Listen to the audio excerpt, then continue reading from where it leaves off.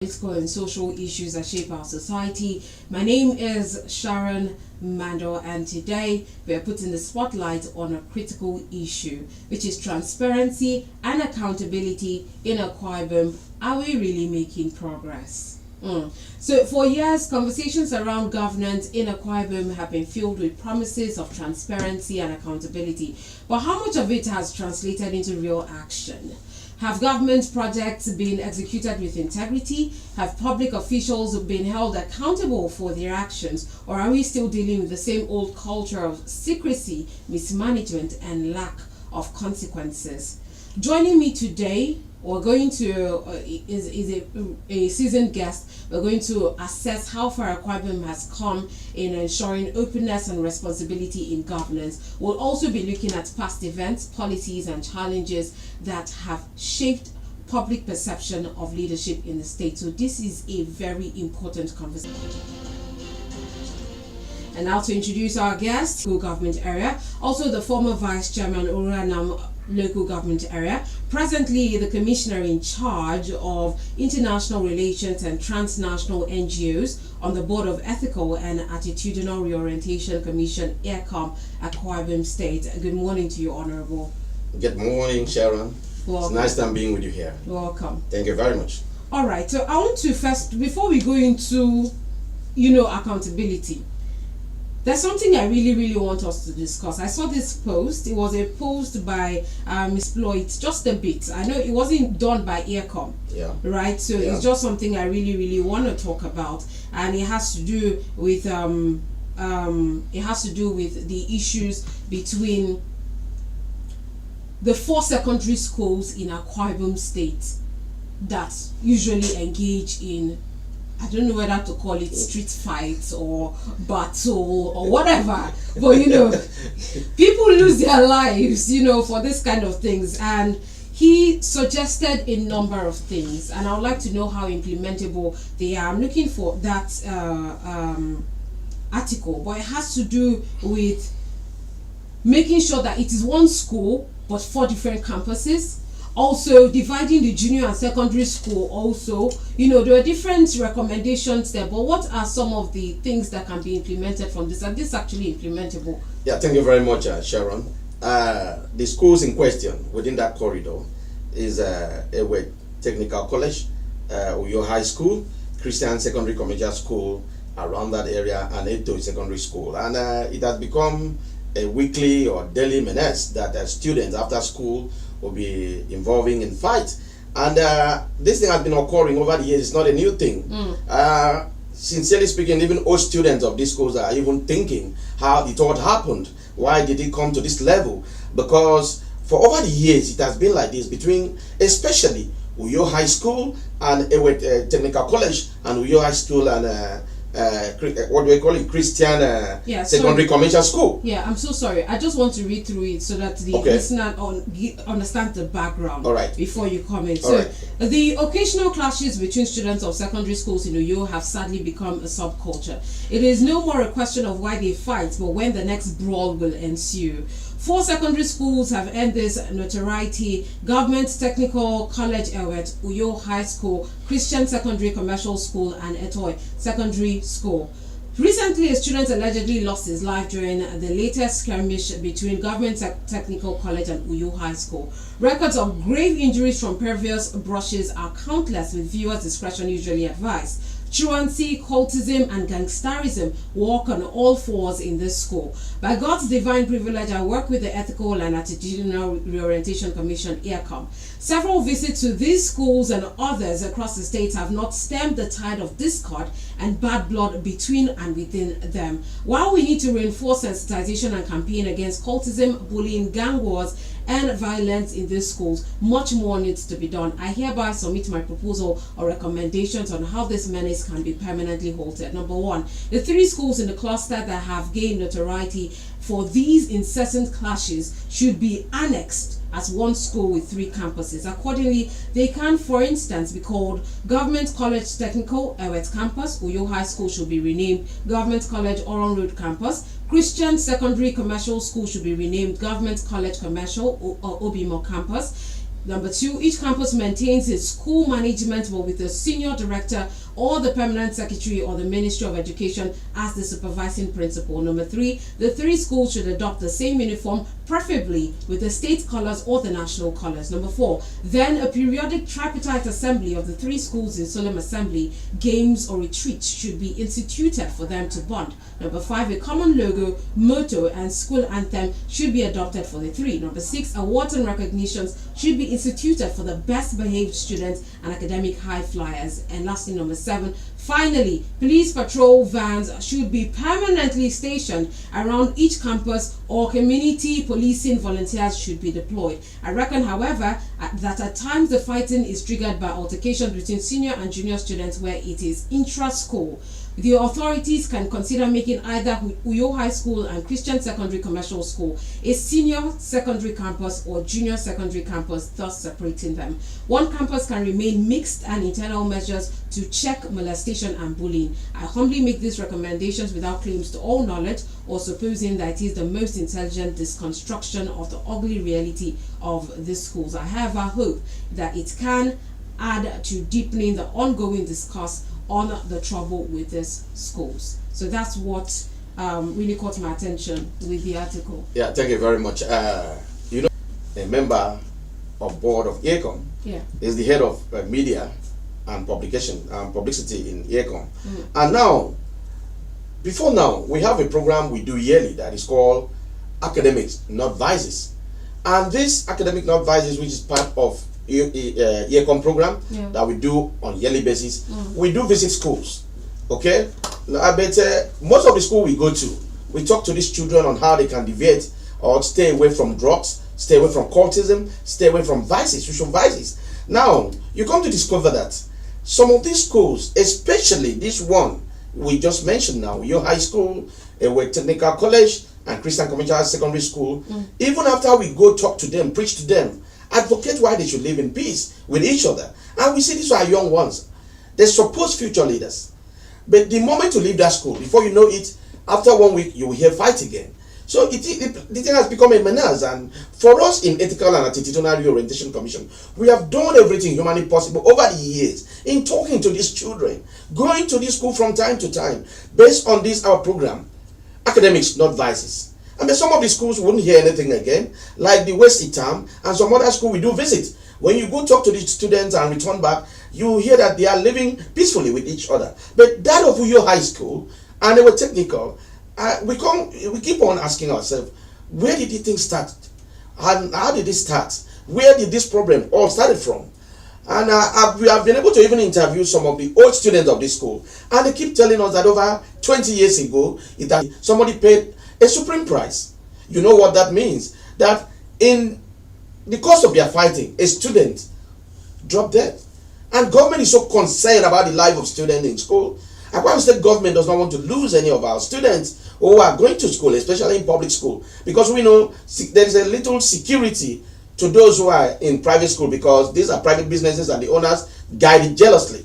Now, when we talk about public school, the governor have invested so much in education. We can see all the model primary school being built now across the length and breadth of the state, and he has just promised to build just like a pilot scheme, 3 unity school in the 3. He may increase it to even federal constituencies. And if the government is so much investing in education in this way for our youngsters, the ones at the primary and secondary level, and at the end of the day, children who were supposed to go learn, study, read their books, come back home and make their parents and even the state proud, are involving in courtism at that younger age and even fighting on daily basis. Even in the presence of police, sometimes you watch the video clip, they don't even have fear for law enforcement agencies. That even in the presence of police officers, they'll be throwing stones. So now, our commissioner on the board of EACOM, Reverend Sando Harika, who is in charge of the media and publicity, like I said earlier, after all we have done all we could do as a commissioner, as EACOM, decided to pen down this for posterity. His personal opinion though, okay, but because he is of EACOM, and anything like this comes up, you know that this issue is timely. Because the recent one is not even up to a week that it's happened. So we are going to dissect it. We are going to look at it. We are going to and see how we can bring a lasting solution, a lasting peace to these schools within this corridor. How these children can think of the education more than the courses that they are being involved in. And the root cause of this matter, we are still yet to unveil or to know what really is the problem. Because we do interview the student, they won't say anything tangible. Nobody will tell you, okay, this is how it started, this is what happened. This thing will just happen spontaneously. And it has become a weekly occurrence. It occurs on a weekly basis. It is very, very wrong for our children to be involved in this. So let us look at the write-up and see how we can equally talk to people. I believe the program will definitely have a calling as an interactive session where people can also add their opinion on how we can bring a lasting solution to the problem of the 4 schools within this corridor. You know, I was going to ask you about the root cause. I really wanted to know, because you have to know what is causing it before you know how to solve it. But it gets scarier when you said that, it got scarier when you said you don't know the root cause and people have refused to talk about it, and even old students of 20 years ago don't even know the root cause of it. So this is even bigger than, what maybe EACOM can do. Don't you think? Yes, that's the issue, because even some of the persons of some acquired persons, like the last one before this, EACOM should go in, and immediately we responded, and we have clips of videos, we have everything to show that we have been going to these schools on this program, academics not vices. So yes, I know something must be done about it, and there must be a lasting solution. But I come to think it's about ego. For me, from my own finding, it's about ego. How so? And the ego between students of these schools. Now, thinking that with housing is more important. Like with high school, say no, they are more grounded than the students of Christian Conventional Secondary School. And so the thing has been there over the years. And these children, from time, feel that my school is superior to your own. The other one feel that our school is also superior to your own. And with this, when once a little fight, anytime they close from school, instead of going back home directly to meet their parents, sit down, eat, refresh, and start studying, they will just want to show muscle who can suppress the other one. And they will be throwing stones. And they will be fighting. If you watch it, they will be running towards one direction, returning back. This one will be running towards one direction and returning back. So when I made mention that the root cause is still yet to be unraveled, for them, when we go there, they don't have anything to say that causes this fight. But for us, our own finding, what we have done by ourselves to see that this is just about ego. It is just about my school is more important than your school. That's exactly what is happening within those 4 schools in that corridor. So if it's ego, then that the recommendation from Reverend Osondu will be, a perfect fit. Yes, right? Of course. Yeah, because I remember he said that it should be one school. They should all be merged into one school, but different campuses. Okay. So you don't have to compete against, my school is better than yours, because it's now one The moment you are all in the same school, and whether it's junior or senior secondary school, and bears the same name, there will not be no fight again. And because if we want to talk about cultism in school, this also has been part of what is engineering this. Okay, but I keep wondering why children of school age, as in at the level of primary and secondary school, be involved in cultism. What for? Here come we keep preaching with all the platform we have. We have done jingles on radio, we have billboards, television, talking to people. All we need to do is to talk and let it get to the mindset of our young ones that cultism does not benefit anyone, doesn't take anybody to anywhere. The worst the best you can get is most of the students who person. And you just imagine your parents pay your way throughout primary, secondary, and university education, and any tertiary institution you attend, and then at the end of the day, as you were about coming out, going back to the society to impact what you have learned over the years, the next thing, your colleagues will drop you dead, and they will say, they will start counting scores, or whatever they call it. They will be counting, it's 2 against 1, it's 3 against 4. We have seen so much in the course of our doing this work, and we are only praying that God should help us, those of us in Ethical and Attitudinal Reorientation Commission, and even the general public and the citizenry. God should help us so that whenever we talk, even as a parent at home, or when children are listening to us on radio like this, or when we are doing whatever program we are doing to sensitize these ones, they will listen and take into their heart and do what we are talking about, because that will give them a better life tomorrow. There really seems to be a need for a shift of orientation. Yes, a paradigm shift. Yes, in the mindset of people. But let's go into our main topic of discussion, which is accountability and transparency. Right. I want to know, the government often claims to be transparent. From your perspective, though, has there been real progress in Akwa Ibom regarding transparency and accountability? My dear, we have never had this good before. I am saying, as Honorable Goodnews said to Mediene, I've been in and out of government. When you were calling my biodata there, you mentioned I've been a supervisor for health and social welfare at the local government level. I've been a vice chairman of council at the local government level, and now I'm in the state as a commissioner on the board. I have seen government come and go, and I can tell you categorically that Governor Bono is poised to deliver all the promises he made to Akwa Ibom people. If we're talking about transparency here, let me just start talking about what just happened recently. The empowerment, the entrepreneurial empowerment we just had, I think, 3 days ago at the stadium. My dear, the process of selection will shock you. You know, in time past, when government want to do things like this, they normally tell the politicians, please, can you give me a list of individuals to be empowered? They will go to their villages, pick their relative, pick their cousins, pick their nephews, you know, and put the names there. And when this item is being shared, you see that the item will be within one family. But there is a serious paradigm shift from that old order. These ones, the governor just did 3 days ago at the stadium. I personally go into the field to find out the station. Where I live in Abak, close to my place, 2 artisans, one tailor or fashion designer, the other one a barber. And I'm not saying this to please anybody. They are operating directly opposite Union Bank at their back. This one is called Sharpest Barber. The other one is a community fashion design. You're advertising. Yes, okay, sorry. I just want them to know exactly what I'm saying, that it is there. I went to talk to them. The young lady, I was just in this shop. Some person just called me, and they said, what do you want government to do to assist you to go far with what you are doing, this tailoring work? And she was like, government do what?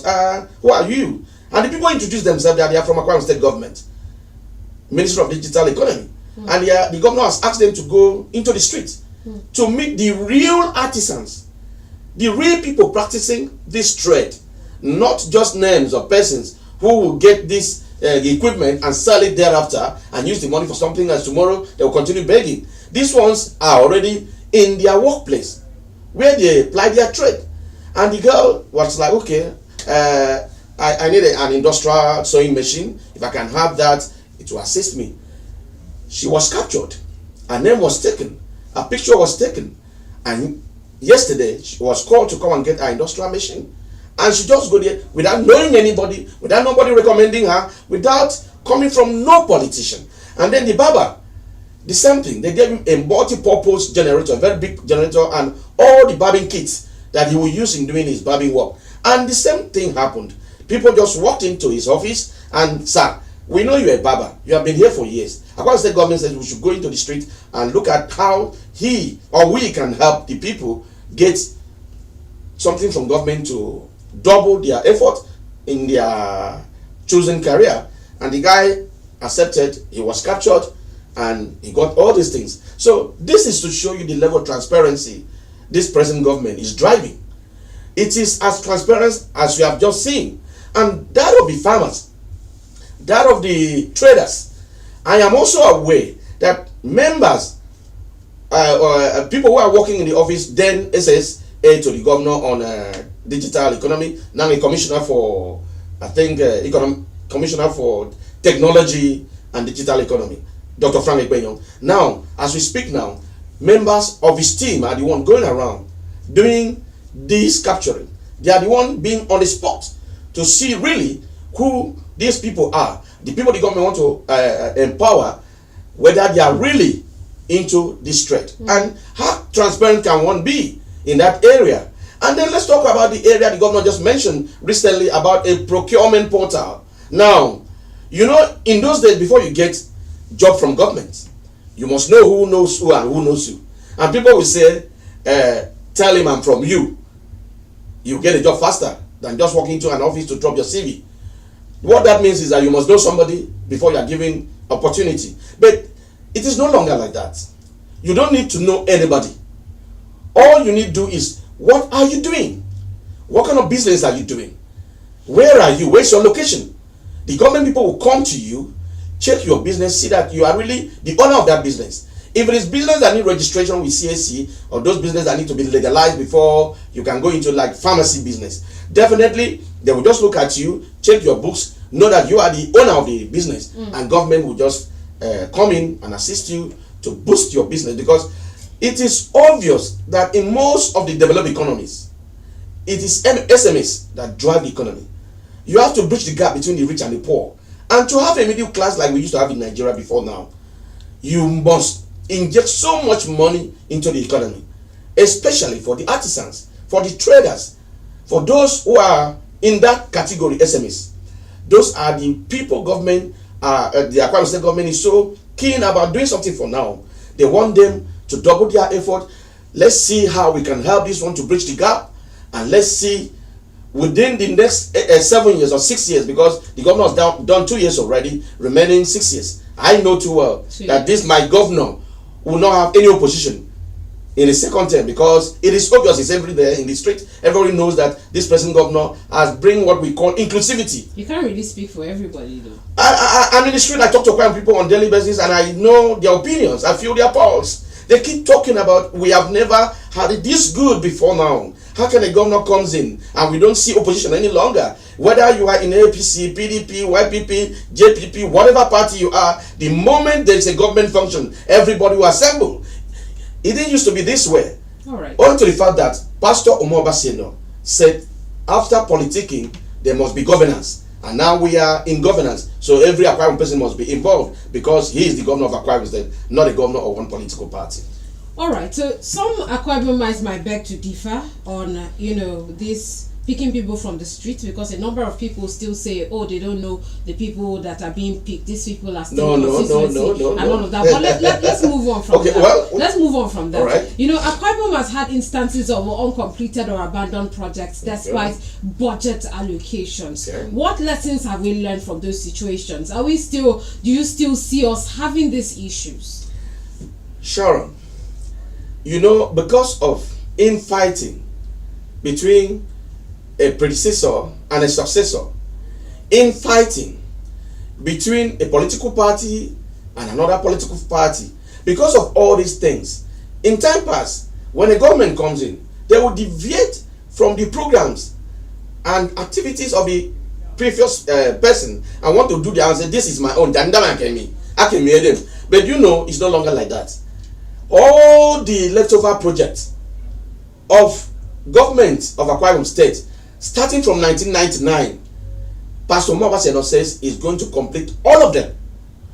This is what happened. We have been very, very lucky in this state that successive government, when they comes in, they don't do much of politics when it comes to development and infrastructure on ground. I can remember quite all right that our governor in 1999, Victor Tar, started the process of this project we are having now, the airport, the Ibom Icon Hotel, the Akwa Ibom State University, the Ibom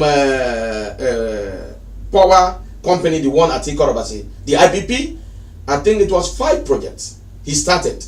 Among these 5 projects, he couldn't complete. I think there was not a single one that was completed as in the old sense of being completed. But when Chief Gospel Ekwabe came in, what he did, he completed the airport that Robert Hotel started. He completed the Ibom Icon Hotel. He completed Akwa Ibom State University. He completed the IPP. The only thing that was left untouched, which is the 5th capital project then, is the Ibom Science Park, the one in between Itu Road, Calabar Itu Highway, and this other side of Itu Road, Ikpa Road. That one is still there up till now. Nothing has been done about it. I wouldn't know if they are according to the recent development. But however it is, that was the only project that was not touched. And then when Gospel Bible left,